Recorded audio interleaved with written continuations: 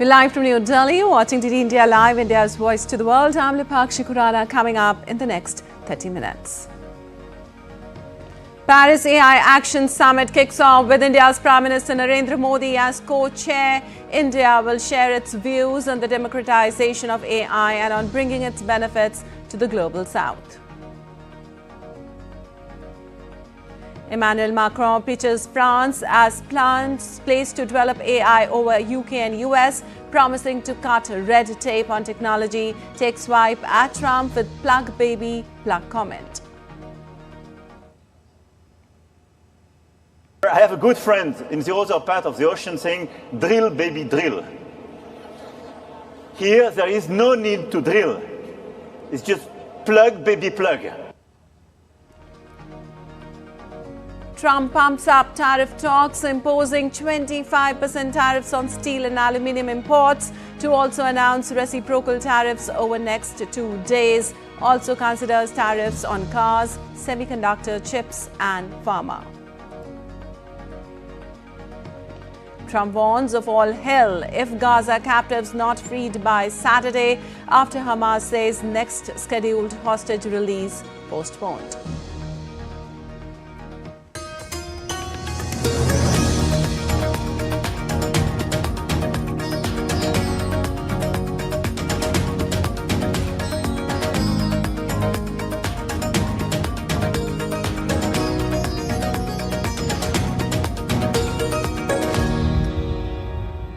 Well, the future of artificial intelligence takes center stage in Paris as world leaders and tech executives gather for the AI Action Summit. Co-hosted by French President Emmanuel Macron and Indian Prime Minister Narendra Modi, the high-profile event aims to establish a global framework for AI governance while pushing for ethical, accessible and sustainable development of the technology. With top political figures and tech industry leaders in attendance, the summit could play a pivotal role in shaping AI's future. Here's more. I am delighted to welcome you to this unprecedented AI summit in Paris, co-chaired by President Macron and Prime Minister Modi. With this, the Artificial Intelligence Action Summit opens in Paris. The event, co-hosted by French President Emmanuel Macron and Indian Prime Minister Narendra Modi, brings together around 1,500 participants at the Grand Palais. The summit's primary focus, mapping AI governance worldwide, promoting ethical and accessible AI, and reinforcing European sovereignty over the technology. In an interview, French President Macron announced that France will also announce private sector investments totaling some 109 billion euros in its artificial intelligence sector. Europe will accelerate, France will accelerate, and therefore for us, France, we announce tomorrow at the summit 109 billion euros of investments in artificial intelligence over the coming years. As discussions begin, world leaders have started arriving in the French capital. US Vice President J.D. Vance touched down in Paris with his family, receiving a warm welcome with French Overseas Minister Manuel Valls. Chinese Vice Premier Zhang Guoqing too arrived in Paris. Beyond the political sphere, industry heavyweights including Alphabet CEO Sundar Pichai, Microsoft President Brad Smith and OpenAI CEO Sam Altman are set to deliver key addresses on AI's future. This is the third high-level AI summit in recent years. The Paris summit sets out to achieve three major objectives: provide access to independent, safe and reliable AI to a wide range of users, develop AI that is more environmentally friendly, ensure global governance of artificial intelligence that is both effective and inclusive. The Paris AI summit will focus on 5 major themes: public service AI, future of work, innovation and culture, trust in AI, global governance of AI. With AI evolving at an unprecedented pace, the summit could lay the groundwork for how nations and industries harness its potential while mitigating risks. As discussions continue in Paris, the world watches closely to see what agreements and policies emerge.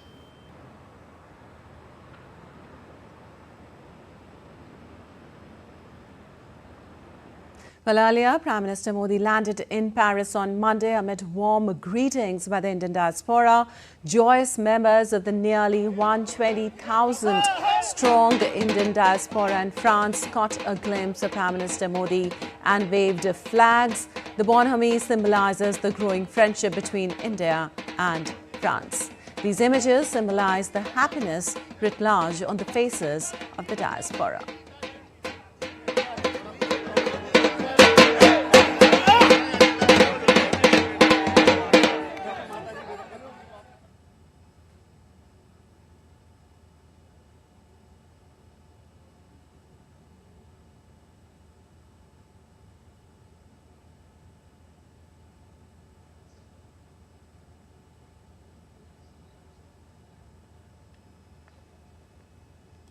Well, Prime Minister Modi attended the official dinner hosted by Macron for visiting leaders attending the AI Action Summit in Paris.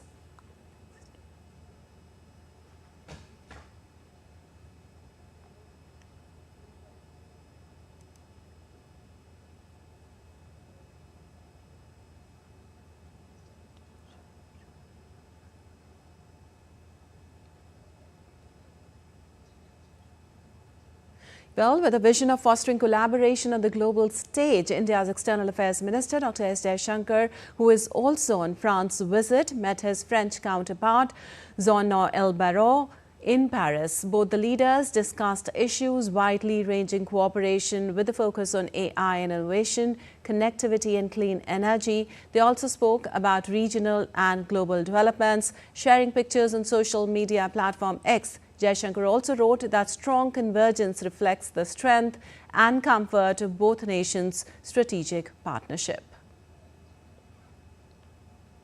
Meanwhile, President Emmanuel Macron declared on Monday that France was in the race for artificial intelligence and called on attendees at the AI Action Summit in Paris to choose Europe for their business needs.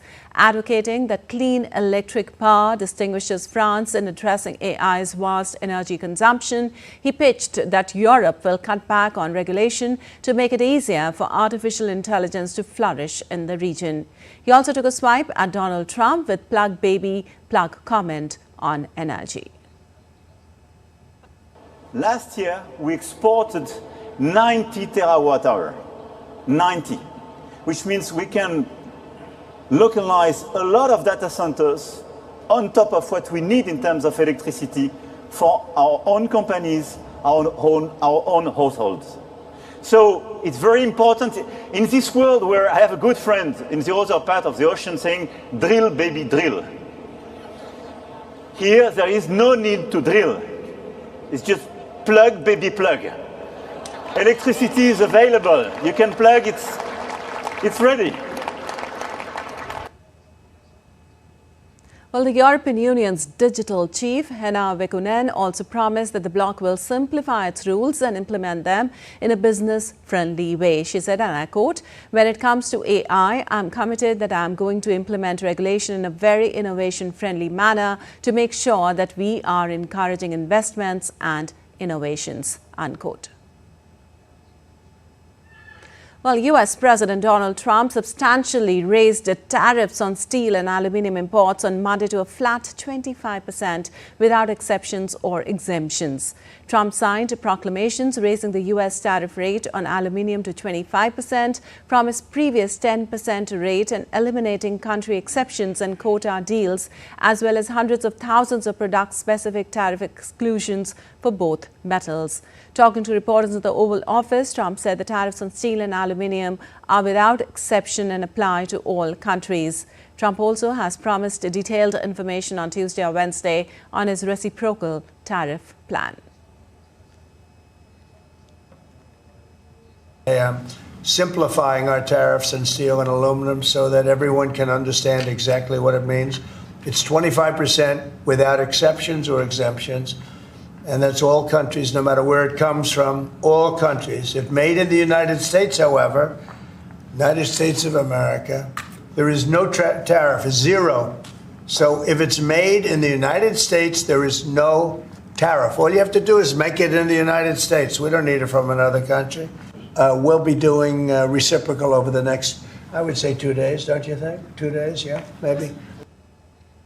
Well, Trump first targeted steel and aluminium for tariffs in 2018. He later granted several countries exemptions, including Canada, Mexico and Australia, and struck duty-free quota deals for Brazil, South Korea and Argentina based on pre-tariff volumes. The latest measures are expected to take effect on March 4th. Trump also indicated he would consider additional tariffs on automobiles, pharmaceuticals and computer chips.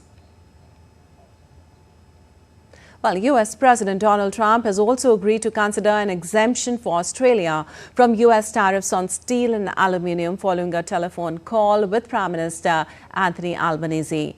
Talking to media in Canberra following his conversation with Trump, Australian PM said the U.S. President has agreed to consider exempting Australia from his steel and aluminium tariffs. Well, the call between Trump and Australian Prime Minister was the first since Trump began his second term. Albanese said he remained confident a deal could be reached with Trump. Entered Australia's case for an exemption, and we agreed on wording to say publicly, which is that the US President agreed that an exemption was under consideration in the interests of both of our countries. Well, U.S. President Donald Trump said on Monday he warned Hamas to release all hostages held in Gaza by midday Saturday, or he would propose cancelling the Israel-Hamas ceasefire and let hell break out. Trump expressed frustration with the condition of the last group of hostages freed by Hamas and by the announcement that it would halt further releases. Trump cautioned that Israel might want to override him on the issue and said he might speak to Israeli Prime Minister Benjamin Netanyahu. In a wide-ranging session with reporters in the Oval Office, Trump also said he might withhold aid to Jordan and Egypt if they don't take Palestinian refugees being relocated from Gaza. He's to meet Jordan's King Abdullah on Tuesday.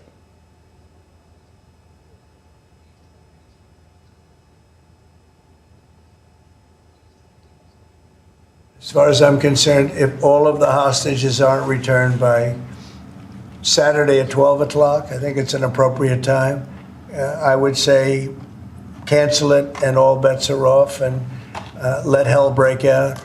I'd say they ought to be returned by 12 o'clock on Saturday, and if they're not returned, all of them, not in drips and drabs, not 2 and 1 and 3 and 4 and 2. Saturday at 12 o'clock, and after that, I would say all hell is going to break out. Well, Israel's Arab neighbors, including Egypt and Jordan, have said any plan to transfer Palestinians from their land would destabilize the region. U.S. Secretary of State Marco Rubio will depart later this week for his first visit to the Middle East in the office. Earlier, he had also said that Palestinians would have to live somewhere else in the interim during reconstruction. And Trump's comments come as a fragile ceasefire reached last month between Israel and Hamas is at risk of collapse after Hamas announced on Monday it would stop releasing Israeli hostages over alleged Israeli violations of the agreement. Hamas said it made its announcement 5 days before Saturday's scheduled hostage release, so mediators could pressure Israel to uphold its ceasefire obligations and keep the doors open for the exchange to take place on time. While Israeli Defense Minister Israel Katz said Hamas' move violated the ceasefire and he instructed the military to be at the highest level of readiness in Gaza and for domestic defense. So far, 16 of the 33 hostages to be freed in the first 42-day phase of the deal have come home, as well as 5 Thai hostages who were returned in an unscheduled release. In exchange, Israel has released hundreds of prisoners and detainees. After Hamas' unexpected announcement, hostage families and their supporters packed the area of Tel Aviv, now known as Hostages Square, on Monday night to press the government not to abandon the deal. Prime Minister Benjamin Netanyahu would meet with the Security Cabinet, which includes Defense, National Security and Foreign Affairs ministers, on Tuesday. Well, Donald Trump's special envoy for Ukraine and Russia, Keith Kellogg, will visit Ukraine soon. Trump also said he would speak with Ukrainian President Vladimir Zelensky this week. The news comes as Russia's point man for relations with the U.S. said on Monday that all of President Vladimir Putin's conditions must be met in full before the conflict in Ukraine can end. Russia's foreign minister drove the point home, saying that while Moscow was ready for talks with Ukraine, results could be achieved only if the fundamental reasons behind the nearly three-year-old conflict were resolved. Well, Trump, who has repeatedly said he wants to end the conflict in Ukraine swiftly, said on Sunday he thought he was making progress, though he has not set out how he hopes to end the conflict. And still to come in this edition of DD India Live. South Korean President Yoon Suk Yeol's impeachment trial nears conclusion amid criminal charges and imprisonment. At least 51 people killed in Guatemala bus crash.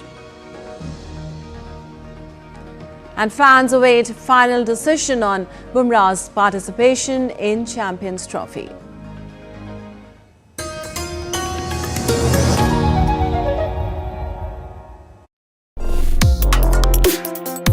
Complex issues, hidden agendas, twists and turns, strategic games. We think all dots are linked, we just need to connect them. Join me every week as I connect the dots to unravel hidden designs in statecraft, mysteries, and decode issues that matter to you. Watch Connecting the Dots with me at these times on DD India.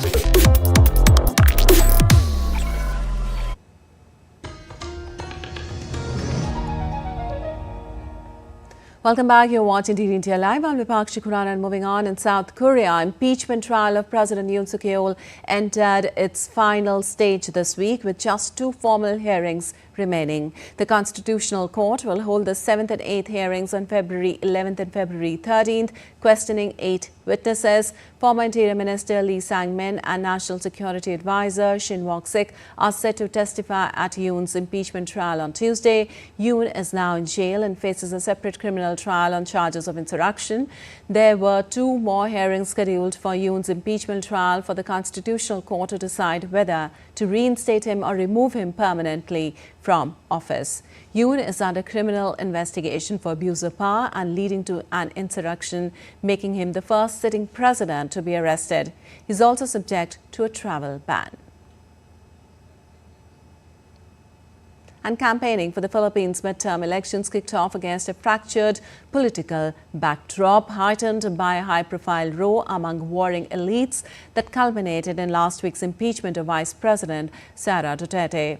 The impeachment could see Duterte removed from her post and banned for life from public office, and comes amid an escalating feud between her and President Ferdinand Marcos Jr., whose once powerful alliance propelled them to a landslide election victory in 2022. Their fallout has sent ripples through Philippine politics, turning the midterms into a high-stakes power struggle and a preview for likely battle between their camps in the 2028 presidential race. Up for grabs in the May elections are 317 congressional seats and thousands of local posts, but the biggest battle will be for 12 spots in the 24-seat Senate, a chamber packed with political heavyweights and wielding outsized influence.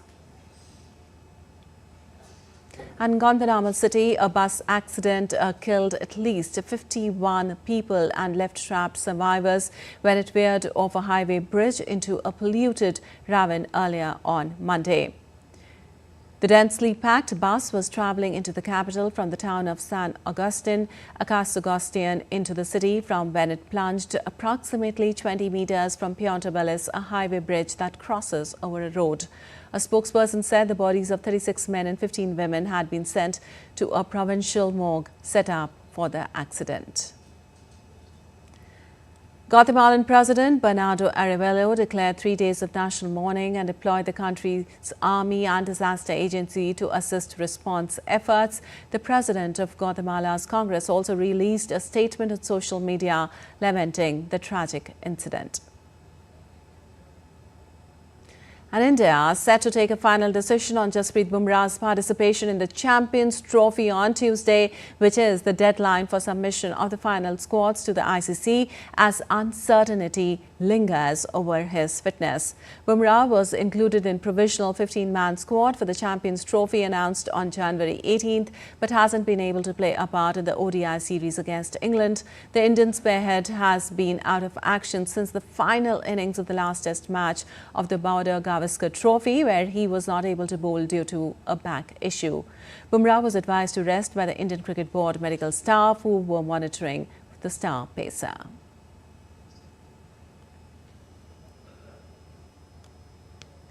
Well, top-class medical facilities are in place at the National Games in Uttarakhand. Expert doctors provide immediate care at venues with advanced treatment available at the Games Complex Clinic. Exclusive report by correspondent Narayan Singh on top-notch medical facilities for athletes during the National Games in Uttarakhand.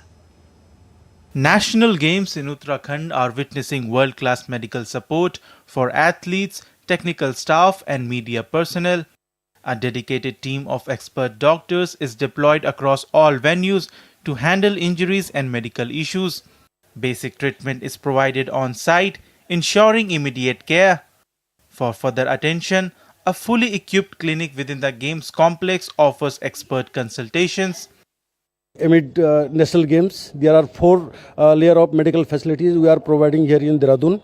After giving treatment here, or the facilities whatever we have provided here, if anybody is required to send district hospital, we are sending them for necessary investigation and management to the district hospital. And after that, we have medical college also being provided as a tertiary care level, and any major trauma or any major injuries, we have also facilities to give heli ambulances also, and we have the referral center is the All India Medical Institute for the National Games.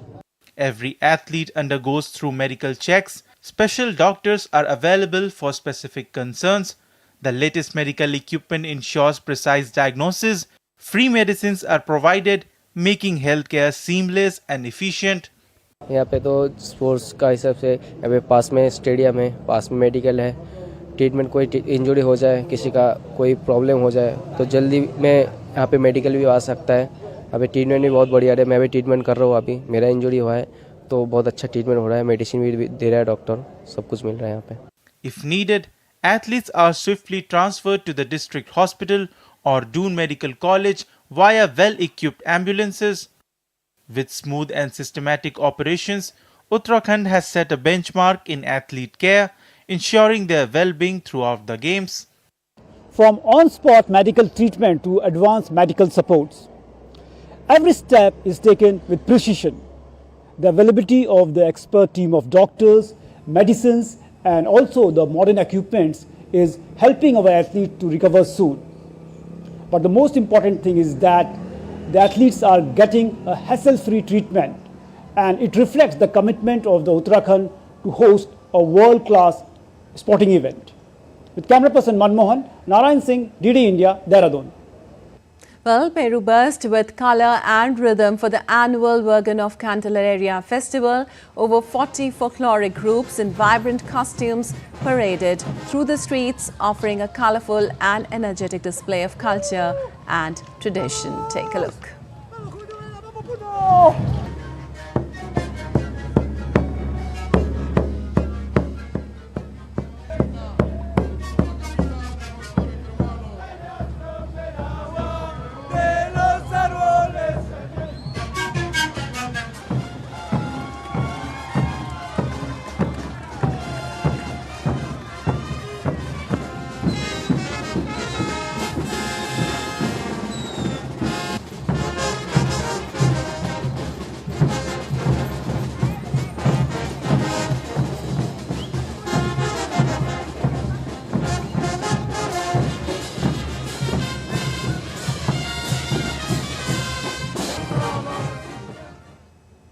All right, that's all for this edition of DD India Live, but let us know your thoughts on the news of the day. For those on the go, you can get all the latest news and updates from India across the world on the DD India mobile app. The app is available on both Android and iOS platforms. Scan the QR code on the screen to download now.